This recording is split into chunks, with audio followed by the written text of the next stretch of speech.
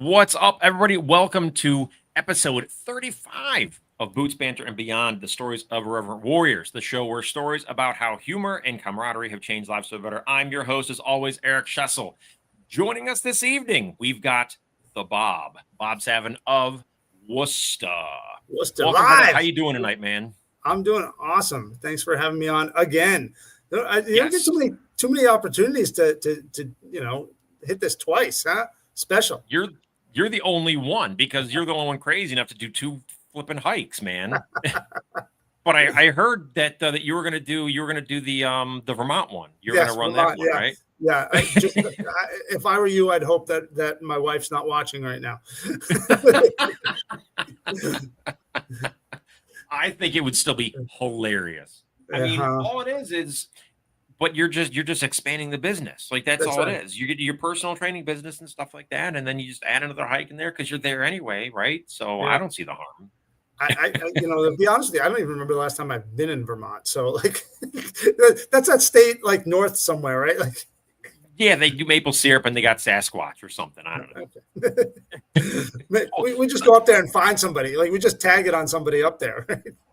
Probably. I'm sure there's people that know somebody. John's got to know somebody up there. Yeah, right.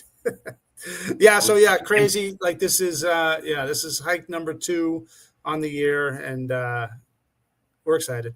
We're definitely excited. Yeah. No, and I didn't even have. I feel terrible. Like I'm not even representing. We got caught doing this live. We were trying to record last week, and I was telling you before, like I'm stuck here at work today and didn't have a shirt with me, and the only one that I had kicking around is last year's Milford shirt. So hey, we're talking about Worcester, but we represent Milford as well. It's all Massachusetts. It's all the same. That's right. It's all good. Before we do talk about your hike, so for anybody that didn't tune in to the Milford episode, we want to know what the Bob does when he's not doing IW stuff. So talk to us about non-IW Bob.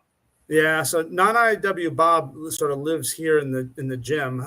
So I own 2 personal training studios. One in Ashland and one in Southborough, Massachusetts. We're actually in the process of rebuilding, so to speak. We had to move our Ashland location, so we're still doing that. So actually, right now I'm in sort of a little temporary home here in Ashland, but private personal training, one-on-one type of stuff. But yeah, that's where I spend all my days and most of my evenings. Yeah, that's what I do when we're not doing IW stuff.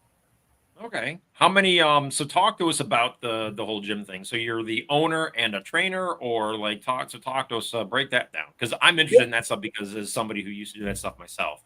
Yeah, so I went to school once upon a time. I thought I was going to be a physical therapist. I played a lot of competitive hockey, beat myself up, tore up my knee when I was 14 years old. But through that experience of being around physical therapy and training and sort of getting myself back from that injury, just found a passion in that side of fitness. And as sort of time went on and through, going to school and studying to be a physical therapist, what I really started to learn was that it wasn't the career that I wanted to pursue. It wasn't, working with unhealthy people or injured people all day long was not really the day-to-day that I wanted to have. So I switched my major. I got a degree in exercise physiology, which didn't really mean a whole lot at the time, but ultimately qualified me to basically work in a gym. And there were probably some other things I could have done with it. I needed an internship, and that's how I got started, but ultimately branched into doing more personal training. And I've owned my own locations now for over 20 years. So I fell in with this franchise Fitness Together, and was managing for them for a couple of years before I opened my own facility.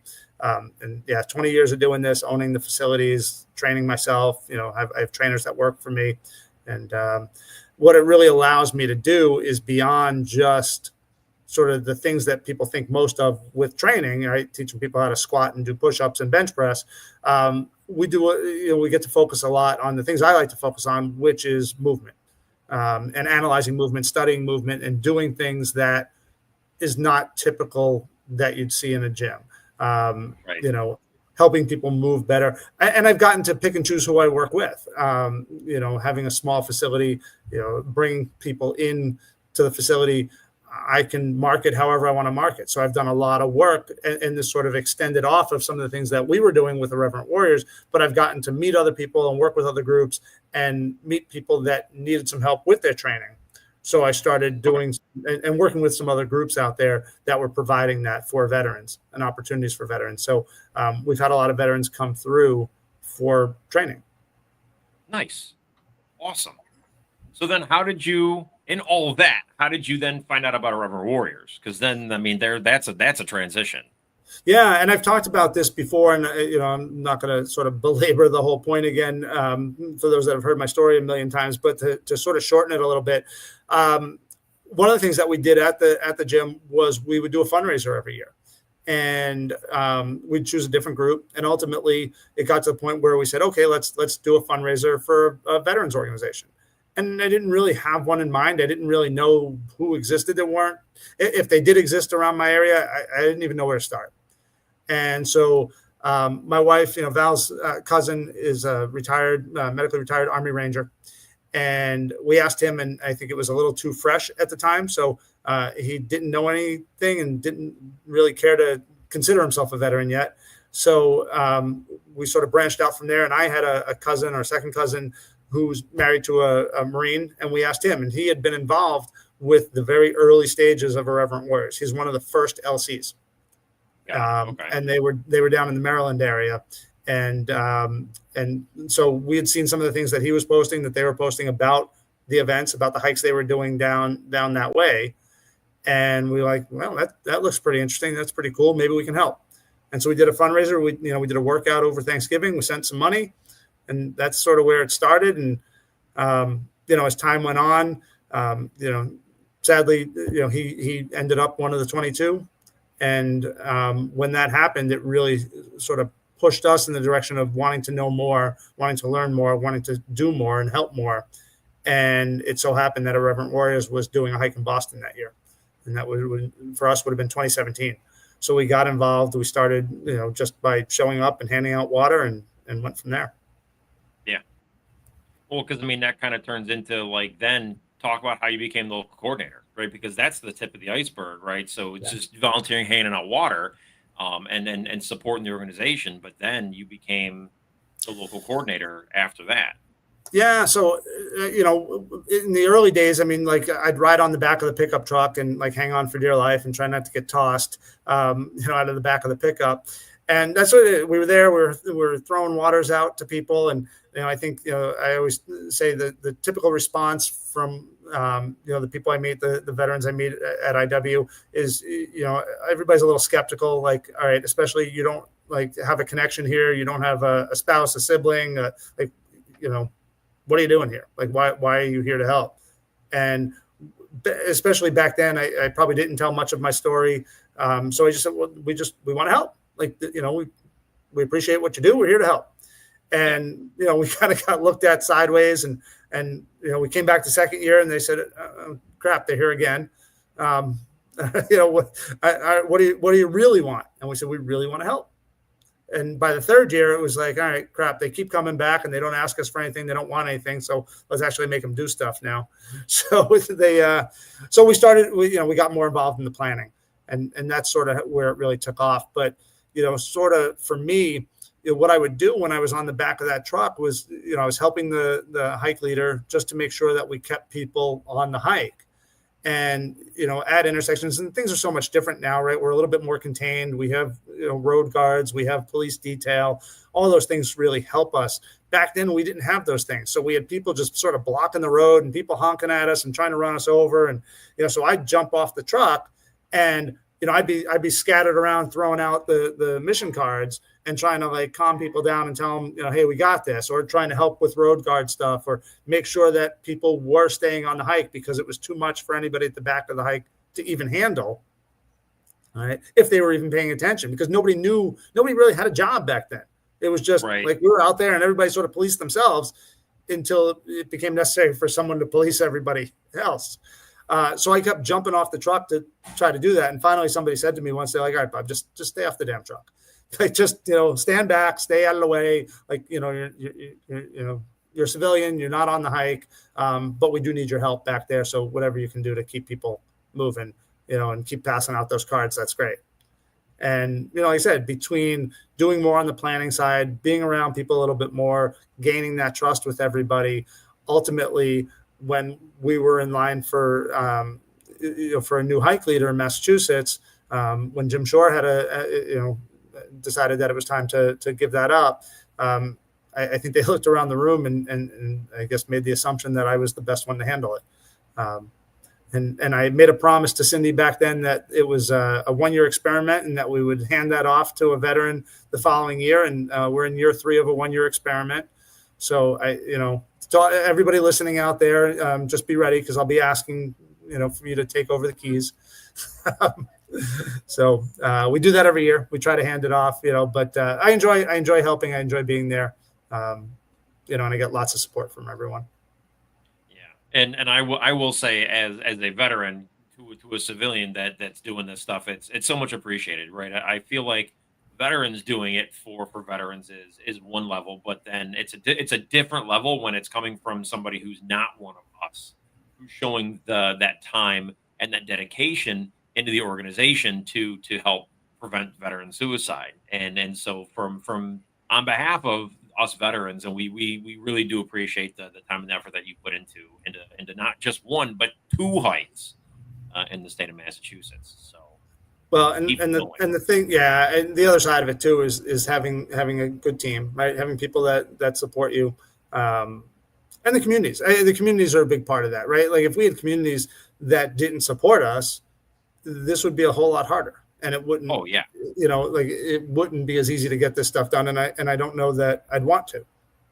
But when the communities are easy to work with, it makes the job that much easier. Oh yeah, and that's totally fair. Like, so my hike just ended, and and you were there, and I don't try not to take any credit, right? It's all the leadership team, right? Because they're the ones that are grinding and busting their ass over the course of the entire year. So they need to be front and center, and they need to get that recognition, because without the team and without the volunteers, the hike support, these hikes don't happen. Right. So all right. So everybody knows now that you are, and I see the real hike on there, which is fine. I don't mind being a guinea. That's how that works. But so we're gonna pull up, because I figured out how to play with the formats. Bam! So I can pull up your hike flyer for this year. Nice. So there we go. So give us the rundown of the Smiley. Yeah, so the Smiley, God, I should always do my homework before I come on these things. But the quick answer. So the Smiley emoji icon, whatever you want to call it, was actually born in Worcester. So that's where that comes from. Of course, we put our own little irreverent, sort of military spin on it with the skull there. But the Smiley was created by a guy named Harvey Ball.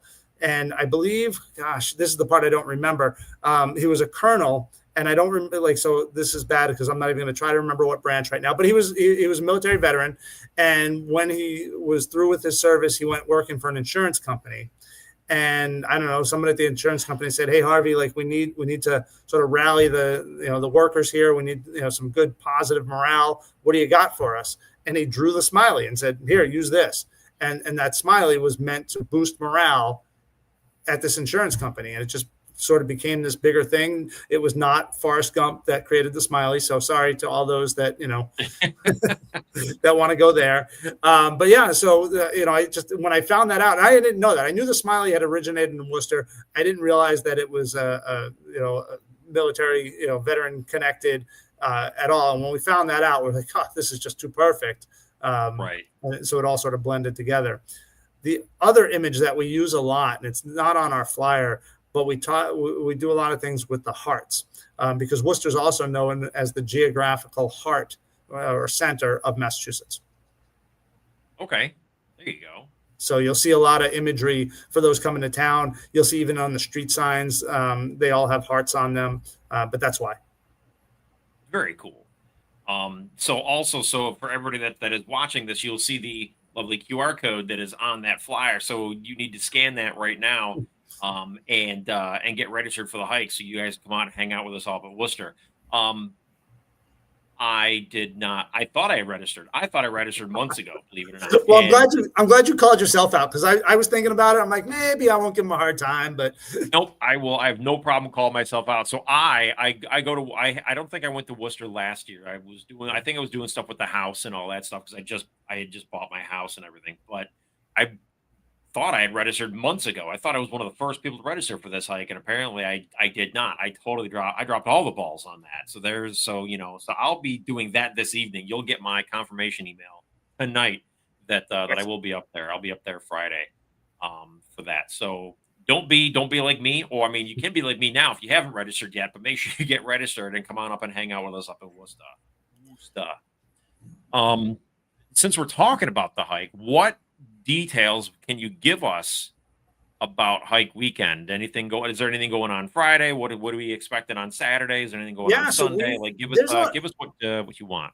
Yeah, there's a lot of things that are different, or different enough. I think that, we're in our third year in Worcester, and so I think that not even just change for change's sake, but there were some things. I mean, being in a city like that, there's other events that you gotta sort of deal with, and Worcester does have some other events going on that day. So some of the sort of old standards that we had, the ballpark, unfortunately, we're not able to use this year.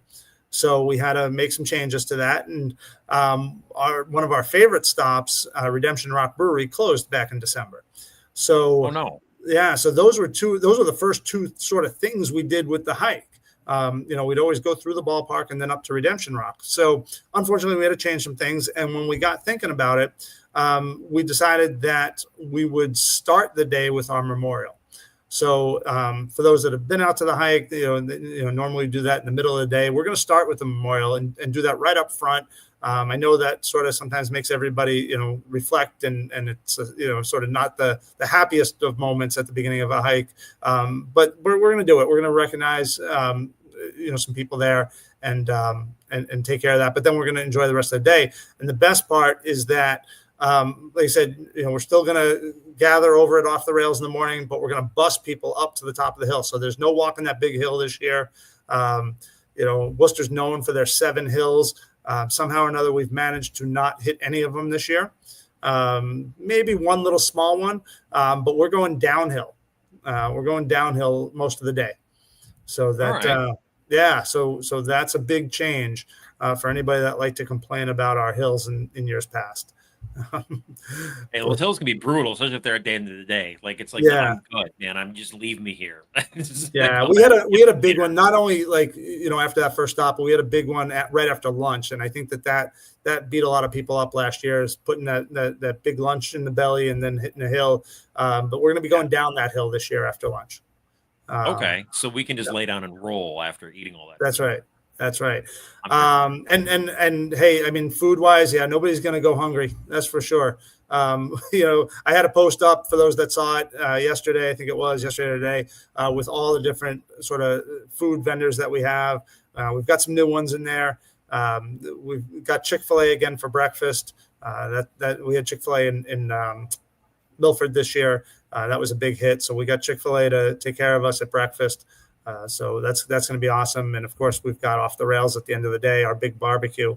But there'll be plenty of food throughout the day. Texas Roadhouse, Burger Bar. We're going to eat. We're going to eat. So what I'm hearing you say is I should bring some elastic pants for the end of the day, so to make sure I've got room and size up on those silkies. Ooh. I don't know if I have a bigger pair. They're just going to have to just hold it. They're just going to have to be tight. That's right. Yeah. So no, it's going to be great. It's going to be different. Like I said, there's a couple of new things, new places that we're going to hit because of the closing of some of the other places. But all in all, we're going to be around a lot of the same places in Worcester. You see a few different sites than we've seen before. But it'd be great. It's going to be a lot of fun. The weather's supposed to be beautiful, almost bordering on a little warm. So I would caution people to just sort of plan more for summer-like weather than not. It's not really fall here yet. Yeah, I noticed that. It's still in the upper 70s and stuff up there. Yeah. So it'll be a good day. Yeah, that's what they're predicting. So, thankfully, at least no rain, but yeah, it might be a little warm. So like I said, bring the sunscreen. Absolutely. or wear a compression long sleeves type things and keep your body protected. That's what I do. Yeah. I wear the heat gear stuff so I don't get the sun. I'm delicate or something. I don't fucking know. So other I than the roast. I roast. You can't put a hat on this, like so. No, you can't. Yeah, you gotta lather your skull in sunblock. You probably have stock in sunblock for the amount that you probably got to use every single hike just to make sure Yeah. that because the blue mohawk you I can't gotta. cover that up. I had to get a new brand of blue, which we actually have to test. This could be traumatic experience. Oh, Yeah. So we're not too sure how the new blue is going to work. is it like Sonic the Hedgehog blue or is it like a darker blue? It's just a different. The company changed like formula product something or other. I don't know. Like I don't buy a lot of hair care products. You can tell. So, Well, same here. I just not I'm sorry. I'm not buying a lot of that. yeah. So whatever product that I've had for years, I finally ran out of, and they don't sell that same product anymore. They make a different version of it, and I don't know if it'll hold up the same way. Well, So, I guess we'll find out. As long as it doesn't make your hair fall out, so you should be okay. so if I start, like really just completely turning blue like a Smurf, that would be why. Yeah. And that would be really funny. I think as long as it's not because like you're having some sort of a reaction and it's just running down your face, that's fine. Like I'll pick because I love you, Bob, but I'm not giving you mouth to mouth. I'm gonna step aside. I'm gonna let Val do it. I'll do the chest compressions. I got you, bro. I'm not putting my mouth on your mouth. I love you, but I'm gonna save Val for that. I don't want her to get jealous. I can see it now that somebody will come over with one of those big chickens. You just take one of these. That's right. Just here. Breathe. I totally see that happening. We just might make it happen anyway. It's gonna be a long day. We got all kinds of time. Yeah. Shenanigans might ensue. Yeah. Why is the hike leader on the ground getting mouth to mouth from a chicken? Right. And why is everybody photographing it? What is happening right now?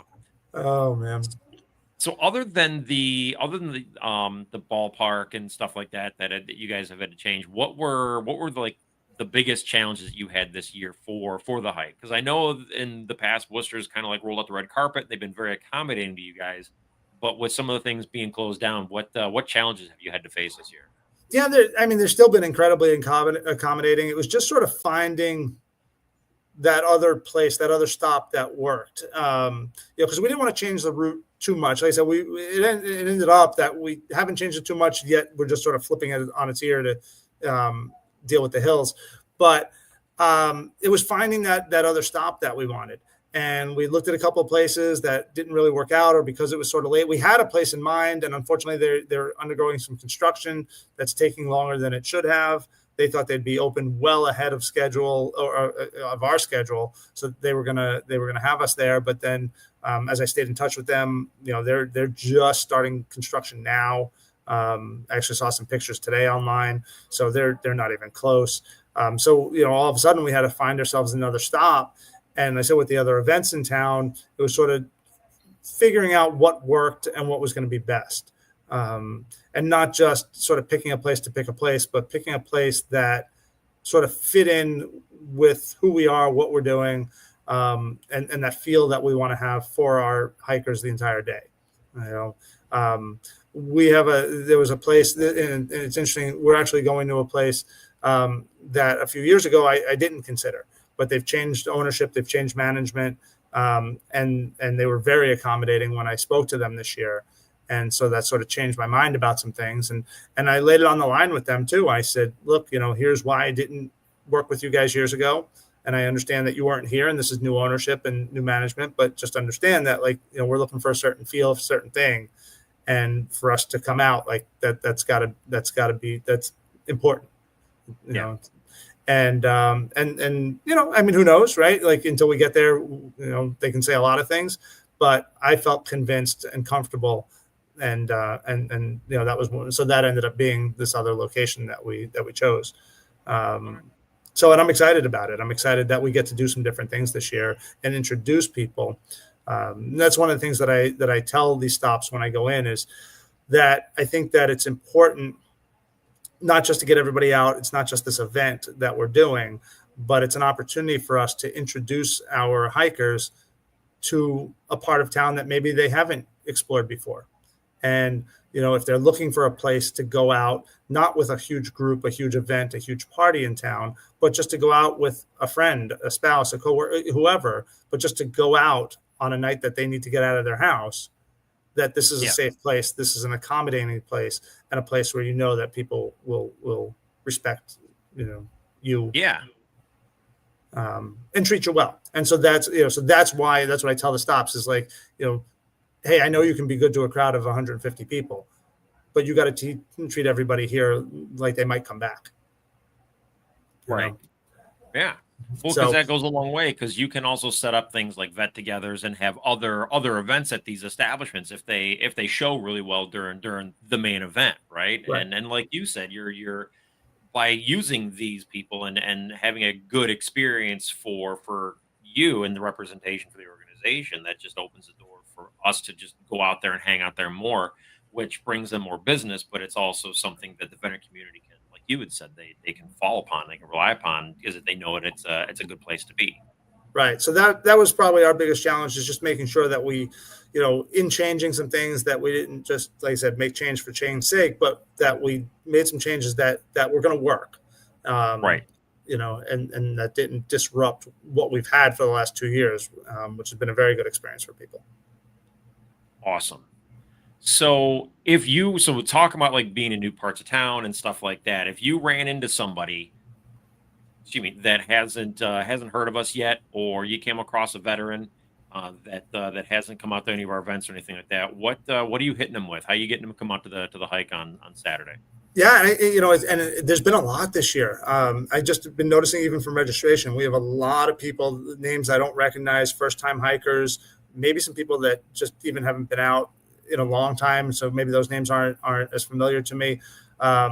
But I think it's because we've been getting the word out and just talking to people and explaining that this is, our mission is to prevent veteran suicide, but the other half of it is, hey, we bring people together. There's humor, there's camaraderie. You're coming out to support your brothers and sisters, right? Doesn't mean that you need help necessarily, whether you think you do or you don't, or whatever the case may be, but somebody there does. All right. There's not a doubt in my mind that there are people at the hike, every hike, that need support from somebody, and you're feeling good. I met a guy at hockey. I was playing hockey during the week a couple weeks ago, and I've known this guy for a while. I just haven't had much of an opportunity to talk to him. I knew he was a vet, and I finally got a chance to approach him, and I said, hey, just wanted you to know, I've been meaning to tell you this for some time, but we've got this event coming up. I work with this organization. I'd love for you to come out if you're interested. And he says, wait, tell me about it. And, we got talking. He says, he's like, I'm good. I'm in a great place. I'm stable. Everything's good. He's like, but I've been looking for some time for an organization that sounds like where I could give back to the community and help the community. He's like, I'm not sure if I can go, not go. He's like, but I'm going to try to go. But even if I don't get there, like, we got to talk more, because I want to get involved. And I want to support the community in any way I can. I want to help you with other events, whatever the case may be. So that's what it is. So even if people can't get, I'd love everybody to come out to the hike. I think it's going to be a great day. But I want to keep introducing people, and that's what we do when we're in the community. Say, hey, look, there's this event, excuse me, and we'd love for you to be there. But we do a lot of things throughout the year, and we want to just build that community of a network of people who are there for each other. Check us out, come out to an event, come out to this event, but stay in touch, get involved with the organization so that you know about other things we're doing in the community and, represent. Absolutely. And that's cool that, that you were able to make that connection for that guy. And hopefully he is able to come out. I would like to meet him on Saturday and just and help bring him in. But that's something that we experienced in Norwich, at our hike, was there was a good handful of names as the registrations were coming in, that of people names I'd never recognized, and the amount of green wristbands we gave out. I wish I had kept an accurate count, but we had a good bit of new hikers. Hopefully, I think at yours. I mean, I would have guessed that it was probably about 30%.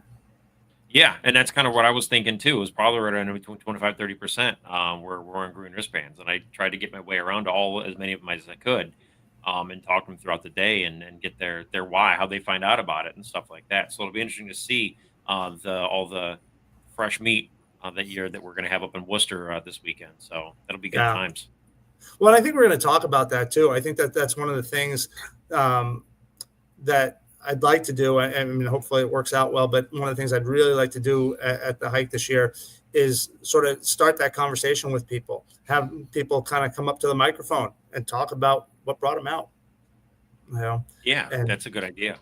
And just say, hey, welcome, introduce yourself to people. Hey, 4 things, right? Like, yeah, 4 things, or is it 4? I thought it was 3 things. It's 4. It's 4. Is it 4? 4 things. It's 4 things. I remember it well. I remember it well. From my first experience at conference, hiding under the table because I didn't really have 4 things. You had 3.5. It's fine. I think I had 2.5. 2.5. I knew who I was and I knew where I was from. That was about it. the LC role was a little questionable at the time. The whole branch of service thing, that's what made me want to hide under the table. But I think the IW community has embraced you very well. And but that's the point. That was sort of the idea behind maybe doing something like that for new people at the hike. Was it sort of that moment, as terrifying as it was for me to have to embrace that, have to say those things. Hey, I'm the new guy here. Sort of opened it up and opened people up to realizing, oh wow, all right, what, like, how did this happen? Why is this guy here? So, it brought about more conversation. So I'm hoping that's sort of a way for us to break the ice a little bit for people, on Saturday, not just the Friday meet and greet, but also Saturday to, in the morning to say, tell us why you're here. Let's tell everybody why you're here. Yeah. Yeah, and I'm sure you'll get some good responses out of that, because you'll have people that don't mind. Let them know, like, hey, this is who I am, this is where I'm from, this is this is why I came out today. I'm sure you're gonna have some people that are not gonna wanna, like, no, I'm good. Yeah. I'm good. It's not we're not forcing it. Nope. We'll just mark them for hazing throughout the hike, and just we'll get them to warm up eventually. I'll have the paddle. It'll be fine. It'll be fine. I think that about wraps it up, man. Wow. Do you have any final words of wisdom for the people listening out there before your hike on Saturday? And I had a really good one last time, and so I was gonna. I think that was just because was it who was on with us? Was it Dave? I think it was. Yeah, and so I had to one up him, last time. So I don't have anybody to one up this time. But no, I think the flavor of it, if I remember right, and it won't be as verbose as it was last time, but it was just, hey, come out. And I don't know, we always joke, I don't even know if anybody's watching or what the deal is here, but I tell people, look, if you're watching this, you know what we're about, you know what we're doing. You might be on the fence about coming out. There might be other things going on. It's going to be a beautiful day. Like, come out, because there are people there that, I said it before, there are people there that need your help. And it's not about me. It's not about, like, we can joke about what a good time we're going to have. And that's part of it. And I think that's why we do things like the memorial, is to just remind everybody a little bit, is that as a community, we're there for each other. And we want to support each other at any chance possible. And that's what this organization does for people. So if we can keep people coming out, recognizing that it goes beyond just hike day, I think we'll save a lot more lives. Absolutely. Totally. Well, I can't wait to see how the Silkies hike goes. I am going to be there, obviously, in person, so I will see how it goes. As long as I register, I'm going to do that as soon as we're done here. Haze yourself. But, I hope. What's that? I said haze yourself. Yeah, I am. I'm hazing myself. I will take care of that this evening before I go to bed. That's happening, like I said, as soon as we're off of here. But hopefully the hike is a huge success, and everything that you and your team want it to be, even with any of the changes that you had to make and everything like that. So it should be a good day, and I'm hoping it is. Looking forward to it. Thank you. You're welcome. And there you have it, ladies and gentlemen. We want to thank Bob for coming and hanging out with us this evening. Thanks again for taking the time. We really appreciate it. For those of you who are listening and tuning in, make sure you guys like and share this episode far and wide so that we can bring a little humor and camaraderie to anyone who might listen. Until next time, stay irreverent, my friends.